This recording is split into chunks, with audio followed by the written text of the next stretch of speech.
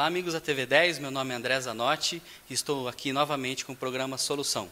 O tema de hoje é trânsito e eu trouxe dois convidados. O Major Adriano Aranão, que é coordenador operacional do 2º Batalhão da Polícia Militar Rodoviária do Estado de São Paulo. Adriano, é um grande prazer tê-lo aqui conosco. Eu é que agradeço a oportunidade.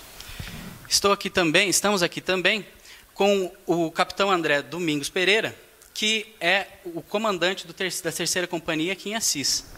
Queria agradecer a oportunidade à TV10 e dizer que a Polícia Militar Rodoviária de Assis, Polícia Militar Rodoviária de Assis, está à disposição também. E é uma boa oportunidade para poder apresentá-lo, já que o senhor está aqui agora comandando a nossa cidade, toda a parte rodoviária da nossa cidade. Realmente a gente começou a comandar a companhia em julho do ano passado, estamos há 6 meses no comando da companhia da cidade de Assis. Estamos iniciando um trabalho que vinha sendo feito pelo Major Aranão brilhantemente e pretendemos continuar e melhorar naquilo que for possível. Legal. Lembre-se, o programa Solução ele sempre traz soluções ou procura trazer pontos de vista que possam melhorar o nosso dia a dia. E você pode ajudar a trazer novos temas. De que forma? Mandando um e-mail para tv10 programasolução@gmail.com. E eu vou começar aqui com uma pergunta para o capitão André, que é sobre a questão das estatísticas de trânsito. Como é que está a questão do trânsito, sobretudo o trânsito rodoviário na nossa região? Então, o trânsito rodoviário na região de Assis, ele vem melhorando ano a ano e a gente coloca algumas estatísticas que são principais para a gente. Nós tivemos uma diminuição de aproximadamente 20% de 2013 para 2014 no número de vítimas fatais. De 24 vítimas em 2013 para 19 vítimas em 2014. Isso demonstra uma maior efetividade no trabalho de fiscalização por parte dos policiais militares rodoviários. Como é que a gente comprova isso daí?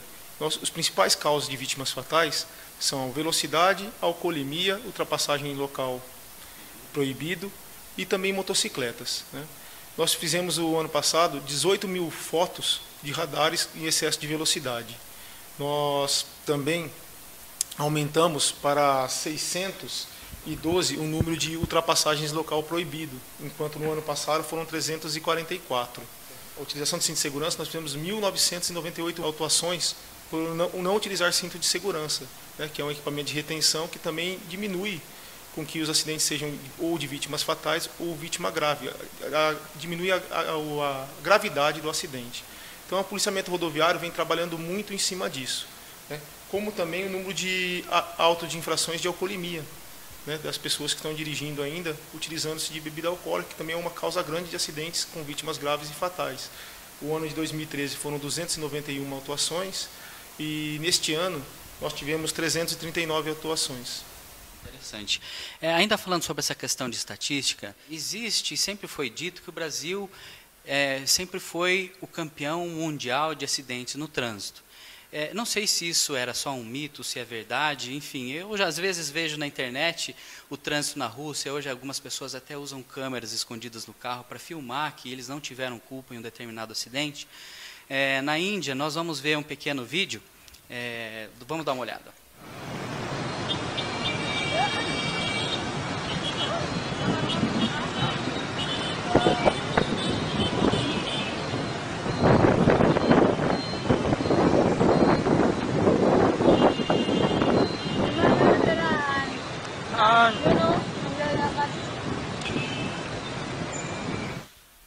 Então, como visto, na Índia, o trânsito é absolutamente caótico. Esse título é verdadeiro, não é verdadeiro? E se é, por quê? Olha, André, de fato, os acidentes de trânsito no Brasil constituem um grande problema para a segurança, um grande problema para a saúde e também para a economia brasileira. Nós temos, em média, 40, 50 mil mortes no trânsito todos os anos. É uma verdadeira guerra que está instalada nas ruas e nas rodovias do nosso país. Eu tenho comigo uma obra do professor Roberto da Mata, uma reflexão do professor Roberto da Mata, que, analisando o trânsito da Grande Vitória, coloca duas causas importantes para nós entendermos o problema da violência no trânsito. A primeira delas é essa enorme dificuldade que o brasileiro tem de se relacionar com a lei. Nós sempre encaramos a lei como boa para o outro, mas eu tenho uma enorme dificuldade de me submeter aos mandamentos legais. Nós vivemos hoje uma era de direitos, muitos direitos são garantidos pela nossa Constituição, as nossas leis outorgam, conferem muitos direitos às pessoas, e por vezes esquecemos que também precisamos cumprir os nossos deveres. Todo direito tem como correlato um dever, e nós precisamos cumprir os nossos deveres.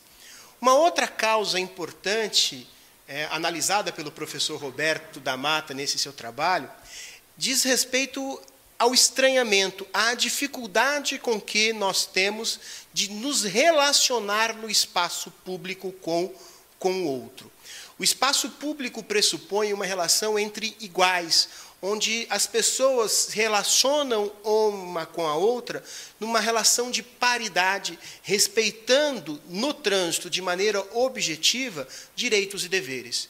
Mas nós ainda vivemos numa sociedade hierarquizada, numa sociedade em que as pessoas atuam com perspectivas verticais, onde quem tem um carro mais potente compreende que pode mais do que quem um carro menos potente, onde quem tem um veículo maior, não respeita o direito daquele que tem um veículo menor.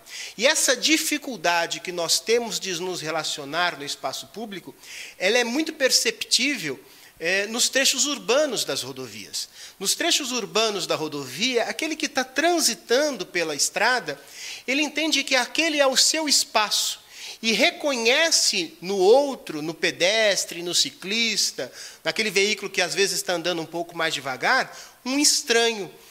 Já as pessoas que são das cidades reconhecem naquele que está andando pela rodovia, no caminhão que está passando, no veículo que está passando, um estranho, um estrangeiro, um invasor do seu espaço, porque ali é a sua cidade.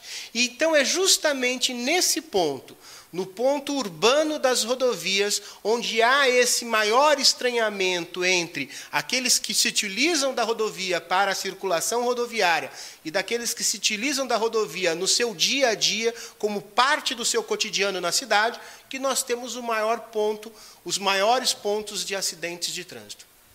Então, sob esse ponto de vista, corrija-me se eu estiver errado, não me parece que as multas, que até recentemente receberam um significativo aumento, elas são tão efetivas quanto a questão da educação no trânsito. Olha, André, na verdade, a prevenção de acidentes do trânsito se apoia sobre um tripé. O tripé da educação, do esforço legal e da engenharia. Somente se nós tivermos investimentos nessas três áreas é que nós vamos poder construir um trânsito mais seguro. Na engenharia, nós precisamos ter todas as vezes, investimentos para manutenção do pavimento asfáltico, implantação de sinalização, de construção de passarelas, de viadutos, enfim, nós precisamos ter boas ruas, boas rodovias, bem pavimentadas, bem sinalizadas, para que as pessoas possam se movimentar com segurança. Nós precisamos também ter leis que sejam, de fato, aplicadas, leis boas. Nós precisamos ter leis que punam aqueles que colocam com suas condutas a segurança do outro em risco. E precisamos ter uma polícia que seja forte, que fiscalize, que autue quem não cumpre a regra legal, porque cumprir a regra legal é garantir a segurança no trânsito. Mas, sobretudo, nós precisamos ter forte investimento em educação para o trânsito, de uma forma, em geral, educação para a cidadania. É fundamental investir na formação do futuro motorista, é fundamental investir na formação do futuro cidadão que vai se utilizar do seu espaço público viário, como pedestre, como ciclista, como passageiro, como motorista, enfim, que vai se relacionar com o outro nesse espaço de convívio urbano. E aí, a Polícia Militar Rodoviária aqui da região de Assis desenvolve um projeto já há mais de 6 anos, chamado Educar, Educar para o Trânsito, Educar para a Vida. Nós realizamos diversas palestras, nós temos concursos de redação e desenho, procurando envolver a comunidade, procurando envolver as escolas, os municípios em parceria, para também contribuir neste ponto fundamental, que é a formação do futuro cidadão no trânsito. Interessante. E, Major, eu estava aqui conversando com o capitão e ele trouxe um assunto que também eu acho interessante e que também tem a ver com a questão desse número de acidentes, que é a questão da embriaguez. Acho que não ficou muito claro, às vezes eu ouço nas ruas, quando é que eu posso beber ou eu não posso beber, enfim. É um problema ainda a embriaguez? Não é? E quanto que eu vou poder tomar para poder dirigir? Olha, você não vai poder tomar nada. Só água, refrigerante, suco. Né? É zero mesmo? É zero. Esse é um problema sério, viu, André? As pessoas, quando nós usamos o termo embriaguez, e eu faço uma crítica a esse termo, as pessoas, o senso comum, tem a ideia de que embriagado é aquela pessoa que está realmente numa situação lastimável, né? Chamando Jesus de Genésio para descontrair um pouco. E a embriaguez no trânsito não é essa. A embriaguez no trânsito tem um conceito normativo, um conceito jurídico. O artigo 276 do Código de Trânsito Brasileiro é muito claro ao dizer: qualquer quantidade de álcool impede o condutor de dirigir e o sujeita às penalidades do artigo 65, que é uma multa hoje de quase R$2.000, suspensão do direito de dirigir, a pessoa vai ficar sem a sua carteira, sem poder dirigir durante 1 ano, vai ter o seu veículo recolhido, além de ter a sua carteira de motorista recolhida pelo prazo de até 5 dias, para que ele possa retornar e buscar o seu veículo. Além das eventuais consequências criminais. Né? A embriaguez, além de constituir uma infração de trânsito, a partir de determinado momento, de determinada ingestão de álcool, o condutor também pode estar incidindo em crime de trânsito do artigo 306. Então, não é possível beber nada. Uma única latinha de cerveja, uma única taça de vinho já impede o condutor de dirigir. Ele já está dirigindo embriagado, por mais que ele tenha a ideia de que está em condições de dirigir. Legal, isso é bastante importante, justamente porque às vezes o senso comum diz, né, mas existe uma tolerância, ou enfim, eu consigo beber muito mais do que isso, e uma cervejinha só não vai me trazer problema. E na verdade, para a polícia militar, isso, uma cervejinha e 20 cervejas é exatamente a mesma coisa. Na verdade, exatamente isso, só que percebam, não é para a polícia militar, é para a lei de trânsito. A lei diz que qualquer quantidade de álcool, uma única latinha de cerveja, do ponto de vista administrativo da multa, é a mesma coisa que se você tiver tomado 3, 4, 5 garrafas de cerveja. E é interessante o seguinte, porque recentemente nós tivemos uma portaria do DENATRAN, do Departamento Nacional de Trânsito, que regulamenta o parágrafo 3º do artigo 277 do Código de Trânsito Brasileiro. Então, hoje, se o policial parar o motorista, perceber que ele tem sinais característicos de quem ingeriu álcool, está com os olhos avermelhados, uma pupila dilatada, está cheirando bebida alcoólica, ele vai convidar o motorista a se submeter ao teste do etilômetro. Teste que é realizado com equipamento aferido pelo Inmetro. Todo ano ele tem que ser aferido, o seu modelo é homologado, o bocal é descartável, enfim, com toda a segurança necessária para a realização de um teste que vá refletir de fato a sua condição. E se ele soprar, ele pode se acusar que há álcool no sangue, ele vai ser autuado, se der mais de 0,34 miligramas de álcool por litro de ar alveolar expelido, o que significa 6 decigramas de álcool por litro de sangue, também será conduzido à delegacia de polícia para o crime do artigo 306. Mas e se ele se recusar? O que isso representa? O policial vai autuá-lo da mesma maneira. Só que ao invés de ter como fundamento o exame do etilômetro, o policial vai autuá-lo com base num relatório onde ele vai materializar os sinais identificados no condutor. Então, ele vai colocar lá que você estava com os olhos avermelhados, que você estava com odor etílico, com as suas pupilas dilatadas, que você estava cambaleando, enfim, quais foram os sinais que ele identificou. E isso já é suficiente para autuar o condutor e para sujeitá-lo a uma pena de multa de quase R$2.000, suspensão de direito de dirigir pelos 12 meses. E a inovação, a regulamentação pelo DENATRAN do parágrafo 3º do artigo 277. O que diz o parágrafo 3º? Caso o condutor se recuse aos testes de alcoolemia, ele se sujeita às mesmas penalidades daquele condutor que estava dirigindo embriagado. Então, imagine que eu aborde um motorista que não apresenta sinais característicos de embriaguez, mas eu o convido a submeter-se ao teste de alcoolemia. Caso ele se recuse, ele agora será autuado no parágrafo 3º do artigo 277 e estará sujeito às mesmas sanções daquele que estava dirigindo embriagado. Então, se você se recusar ao teste hoje, você vai ter uma multa de R$2.000, você vai ter a suspensão do seu direito de dirigir pelo período de 12 meses, vai ter a sua carteira momentaneamente recolhida, o seu veículo vai também ser recolhido ou entregue a uma outra pessoa. Então, agora a pessoa vai soprar o teste. Serão estabelecidos questionamentos se esse procedimento é ou não é um procedimento legal, se esse procedimento viola ou não viola a nossa Constituição. Bom, essa discussão vai ter que ser estabelecida lá no Poder Judiciário. Nós, aqui na polícia, nós temos a lei e a nós incumbe aplicar a lei. Eventuais questionamentos não adianta ser feito pelo condutor com o policial militar rodoviário na estrada. Não adianta querer brigar com o policial militar. O policial militar apenas e tão somente está cumprindo o seu dever de aplicar a lei. Caso o condutor se sinta irresignado com essa postura, ele deve procurar o Poder Judiciário para questionar não o procedimento do policial, mas para questionar a lei.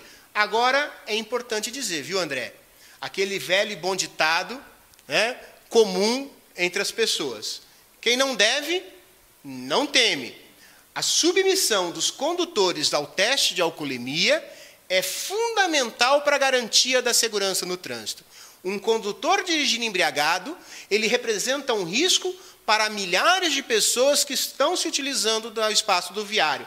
É a sua família, é o seu amigo, é você que pode ser vítima de um condutor embriagado no trânsito. Por isso, é importante que, para a garantia da segurança pública no trânsito, todos os condutores se submetam ao teste de alcoolemia. Quem vai se recusar, não tenho dúvida, é aquele que bebeu, é aquele que está devendo. Bem, um outro assunto que eu também acho importante, que também houve uma significativa mudança ultimamente, é a questão dos extintores. Parece que há um novo extintor que é obrigatório nos veículos. Isso é verdade? Não? Vai haver multa? Já está em vigor essa lei? Vamos lá, Adriano, como é que você pode ajudar? Olha, agora, 1º de janeiro de 2015, entrou em vigor a Resolução 157 do CONTRAN, que traz a obrigatoriedade do extintor de incêndio do tipo ABC. Os nossos extintores de incêndio até então eram do tipo BC. A adição da classe A no extintor de incêndio tem por objetivo aumentar os tipos de incêndio que esse extintor é capaz de apagar. Nós tivemos agora a prorrogação do prazo para 1º de abril da exigência desses extintores. Então, quem eventualmente foi multado neste período de 1º de janeiro até o início da prorrogação, pode ficar tranquilo, porque o policiamento rodoviário separou essas multas e irá anulá-las. Mas, a partir de 1º de abril, a obrigatoriedade de todos. É importante ampla divulgação disso. Os extintores de incêndio são obrigatórios para os veículos automotores. Todos os veículos automotores precisam ter extintor de incêndio. Os veículos pequenos, automóveis, as caminhonetas, as caminhonetes, a capacidade extintora é 1A 5BC. Para os veículos maiores, os caminhões e os ônibus, 2A 10BC. Então, é sim obrigatório, a multa é uma multa grave, são R$ 127,00, 5 pontos, e a retenção do documento do veículo para que o condutor providencie o extintor e apresente o veículo regularizado. Interessante. Eu trouxe aqui o extintor do meu carro e gostaria de saber do senhor, se eu fosse parado hoje pela Polícia Militar Rodoviária, o que aconteceria? Eu poderia trafegar normalmente ou eu receberia essa multa caso ela já estivesse em vigor? Não, você estaria regular. Então, só para explicar para os nossos telespectadores, o extintor de incêndio tem que ser do tipo ABC. Onde que eu identifico isso? Está aqui, ó.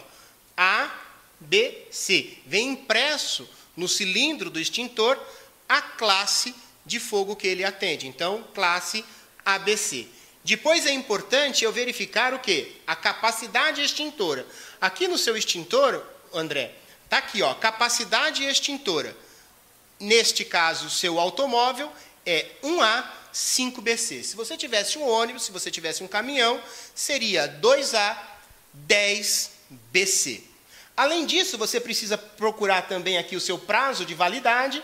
Você tem aqui o extintor seu, está valendo até o primeiro semestre de 2020. Este extintor de incêndio ele tem validade de 5 anos, depois deve ser descartável. Não existe mais a recarga do extintor como ele acontecia antigamente. Eu tenho que verificar se o meu extintor tem o selo do Inmetro. É fundamental que haja o selo do Inmetro, que seja um extintor que tenha o credenciamento do Inmetro. O lacre, é obrigatório o lacre do extintor de incêndio, que mostra que ele ainda não foi usado. E tenho que verificar o namômetro. O namômetro tem que estar no verde. Então, aí vai a dica para todos os nossos telespectadores, para que busquem lá no seu veículo, identificar como é que está o seu extintor. ABC, capacidade extintora, a validade, o selo do Inmetro, o lacre e o namômetro no verde. Se tiver desta maneira, como está o seu, pode circular normalmente, sem nenhum problema. Ufa, porque eu vou ter que ir embora para casa hoje.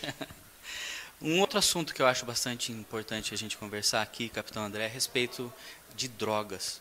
Como é que está a questão drogas? As apreensões, elas têm diminuído, elas têm caído? A região de Assis em relação ao Estado? Como é que está esse assunto? A questão de drogas, nós temos uma equipe que trabalha constantemente direcionada a isso, que é o Tático Ostensivo Rodoviário. O batalhão, o 2º Batalhão de Polícia Rodoviária, corresponde a aproximadamente 58% da apreensão do Estado. E só a região de Assis apreendeu 3 toneladas no ano passado. Então, todos os anos nós vemos aumentando o número de apreensões, tanto em quantidade como também em quantidade de pessoas apreendidas também.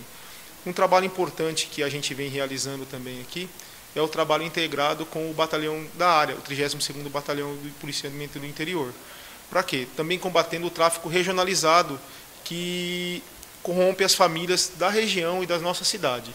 Então nós estamos tentando fazer um trabalho bem localizado aqui também, fechando as entradas da cidade junto com o 32º Batalhão, para que a droga também não entre, mesmo que em pequenas quantidades, na nossa cidade, porque quem usa esse entorpecente é a pessoa da cidade de Assis ou da região, e isso corrompe a nossa família, né?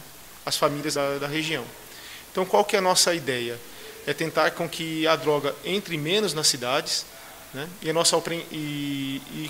Com isso, tenham menos pessoas que acabem usando esse entorpecente, porque é um problema que eu generalizo como um problema de saúde já, né? O problema do usuário de entorpecente. Interessante. O senhor falou que foram apreendidas 3 toneladas na região de Assis no ano passado. E isso em relação ao Estado é um pequeno número, é um grande número? Qual é a proporção de Assis no universo do Estado? Olha, a gente não dá para a gente equacionar quando é uma região de entrada da droga no estado de São Paulo também, né? A nossa região, pelo fato da divisa com o Paraná, que é uma divisa muito extensa, é uma região de entrada. A região de Assis é uma região muito importante, né, na apreensão de drogas no estado.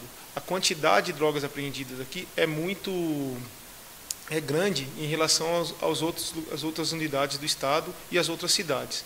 O combate aqui ele é extremamente produtivo, né? E a nossa quantidade de drogas apreendidas aqui é muito significativa em relação ao Estado. Então não é a questão da cidade, sim a questão da fronteira, da proximidade de fronteira, Paraná, Mato Grosso, que faz de Assis uma cidade visada. Exatamente, o que faz não é a cidade, né? É a rota. Nós estamos geograficamente posicionado numa região de fronteiras, com o estado do Paraná, como também rota que vem do Mato Grosso do Sul. Então, todos esses fatores propiciam para que essa droga passe na frente da cidade de Assis, né? Então, por isso que o nosso combate aqui é tão feito muitas vezes com equipes especializadas e dando tanta ênfase nesse tipo de crime, delito, né? Interessante. É importante, e eu ressalto mais uma vez, que é importante que você participe, né? Mande para a gente o tema que você quer ver sendo debatido no canal e nós faremos uma reportagem a respeito. Major, um outro assunto bastante importante é a questão da velocidade. Parece que o brasileiro anda um pouco apressado e, segundo os números que até o capitão havia passado, o número de multas em relação a esse tipo de infração ainda ele é grande. Por que tanta pressa? O que está acontecendo? Olha, André, antes de eu falar de velocidade, só complementar um ponto em relação aos extintores de incêndio. A prorrogação do Conselho Nacional de Trânsito foi para a exigência do extintor de incêndio do tipo ABC. Mas o motorista ainda é obrigado a ter o extintor de incêndio no seu veículo da classe BC. Então, o extintor de incêndio continua sendo equipamento obrigatório dentro do seu prazo de validade até 1º de abril, exigindo-se, no mínimo, o extintor de incêndio do tipo BC ou aqueles que já providenciaram do tipo ABC. E não deixe para a última hora, porque pode faltar de novo no mercado. Em relação à velocidade, André, a velocidade é um fator de extremo risco para a ocorrência de acidentes de trânsito, e especialmente para acidentes graves. Nós temos muitas autuações ainda de excesso de velocidade. Só aqui na região de Assis foram mais de 18 mil fotografias de veículos transitando em velocidade superior àquela permitida para a via. O que demonstra, infelizmente, a incapacidade que o brasileiro tem, que o motorista brasileiro tem, de obedecer às regras, de entender que o limite de velocidade não está só relacionado ao seu veículo. Há aqueles que têm um veículo mais potente, mais moderno e poderia desenvolver uma velocidade menor. Não é só isso que determina. É a própria condição da rodovia, é o fato de nós termos a possibilidade de animais. Nós temos aqui nas nossas estradas ainda, infelizmente, muitas ressolagens de pneu de caminhão soltas. Isso tudo, se você estiver em velocidade excessiva, dificulta a sua capacidade de percepção e especialmente de reação ao risco, impedindo a ocorrência do acidente. Então, é importante obedecer o limite de velocidade. E é interessante lembrar o seguinte, que nós temos 3 tipos de velocidade, 3 tipos de infrações relacionadas à velocidade. Nós temos aquela que é mais comum, a infração à velocidade máxima permitida para a via, aquela que está colocada na placa. E nós temos aqui 3 parâmetros de multa. Se você tiver até 20% acima da velocidade máxima, a infração ela é de natureza média, são 4 pontos na sua carteira. Se você tiver entre 20% e 50% acima da velocidade máxima, a infração já passa a ser grave, são 5 pontos na sua carteira. Agora, se você tiver acima de 50% da velocidade máxima, a infração ela é gravíssima e você terá a suspensão do seu direito de dirigir. Você não perde ponto, você vai ter a suspensão do seu direito de dirigir. E aí, aqui nesses trechos urbanos da rodovia, normalmente a velocidade máxima é em torno de 60 por hora. Então, se você estiver transitando a mais de 90, você já vai ter uma infração gravíssima, que tem o seu valor multiplicado por 3, são mais de R$500 de multa, e você vai ter a suspensão do seu direito de dirigir. Você tem a velocidade mínima, que é um outro problema sério também, o tal do roda presa, o cara que vem para a rodovia e acha que pode andar a 20 km por hora. Não dá. Na rodovia, você precisa desenvolver pelo menos metade da velocidade máxima da via. Então, a velocidade máxima é de 100, você tem que andar pelo menos a 50 km por hora e sempre na faixa da direita, porque a faixa da esquerda ela é destinada às ultrapassagens e ao trânsito dos veículos de maior velocidade. E uma terceira modalidade de velocidade que as pessoas pouco conhecem, mas que é tão importante quanto, é a chamada velocidade compatível com a segurança. A infração da velocidade compatível com a segurança, André, tem uma característica interessante. Eu não preciso de radar para multar. O policial multa aquele que infringe a velocidade compatível a partir de dados objetivos que ele observa naquela situação concreta. Então, um condutor, por exemplo, que em período de chuva, ele acaba aquaplanando, perdendo o controle do veículo e invade a área além do acostamento, o veículo desliza por um longo trecho.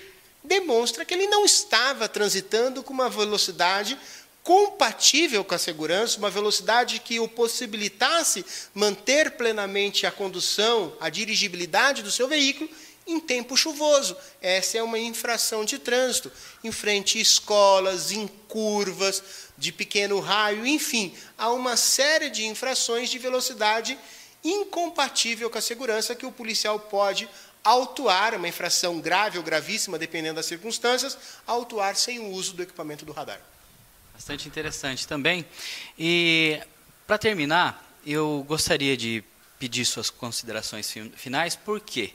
Porque, pelo que eu estou vendo, o senhor hoje está em Marília, né, no Bauru, também está em Ourinhos e hoje está sendo entrevistado em Assis, ou seja, além de estar na Polícia Militar, o senhor também usa as vias rodoviárias com bastante frequência. Então, além do conhecimento técnico, como cidadão, o senhor também usa bastante as nossas vias. E qual é o recado que o senhor gostaria de deixar para os nossos telespectadores no sentido de trânsito? Olha, André, é importante observar todas as regras, ter bastante cautela na direção do seu veículo. O importante não é ter razão, o importante é permanecer vivo. Então, dirija defensivamente, respeite o outro. E conte sempre com a Polícia Militar do Estado de São Paulo. A Polícia Militar Paulista é uma instituição que está aí há 163 anos, servindo a sociedade paulista, seja nas ruas, nos campos, nas estradas, nos ares, enfim. A Polícia Militar de São Paulo é uma instituição voltada para a defesa da democracia e para a proteção das pessoas. Então, encontre no policial militar rodoviário, no policial militar da cidade, no policial militar ambiental, um verdadeiro amigo, porque nós estamos aqui para contribuir com uma sociedade mais justa, mais livre e mais igualitária. Capitão, como comandante da 3ª Companhia aqui da nossa cidade, qual o recado, para finalizar, que o senhor gostaria de deixar para o cidadão assisense? Queria deixar um recado para o cidadão assisense que a Polícia Militar Rodoviária de Assis, especificamente, está à disposição de todo cidadão, aquele que necessitar da gente, que nós estaremos fiscalizando e atuando em toda a região, visando principalmente a diminuição dos acidentes e a preservação da vida, que esse é o principal objetivo da Polícia Militar e da Polícia Militar Rodoviária. Esse é o programa Solução, e eu convido você, telespectador, a fazer parte deste programa. Sugira os nossos temas, seja pelo telefone 33236633, ou seja pelo e-mail tv10programasolução@gmail.com. Eu sou André Zanotti e espero você na próxima. Um abraço e até mais.